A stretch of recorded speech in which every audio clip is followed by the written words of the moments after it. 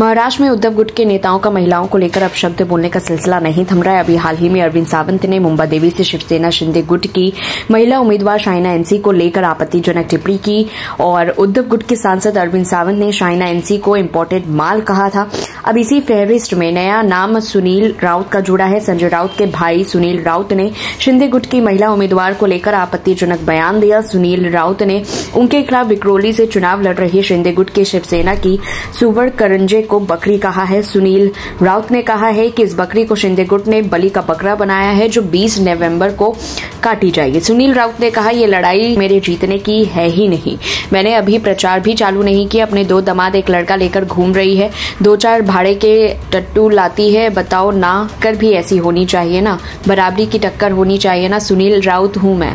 संजय राउत मेरा बड़ा भाई है जिन्होंने मोदी और शाह को हिलाया, तो टक्कर वैसी होनी चाहिए अपनी अपने लेवल की।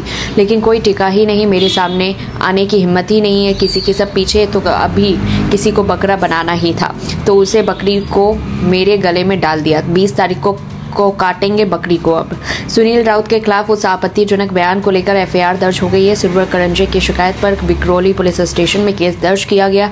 सुवर्ण करंजे ने विक्रोली पुलिस में शिकायत दर्ज कराते हुए कहा कि ये बयान महिलाओं का अपमान करने वाला है। विक्रोली सीट पर संजय राउत के भाई सुनील राउत उद्धव ठाकरे की पार्टी से चुनाव लड़ रहे हैं, तो वहीं सुवर्ण करंजे एकनाथ शिंदे की शिवसेना से मैदान में है। केस दर्ज होने के बाद सुनील राउत का रिएक्शन भी सामने आया। सुनील राउत ने कहा, इसका करारा जवाब 23 तारीख के बाद मिलेगा।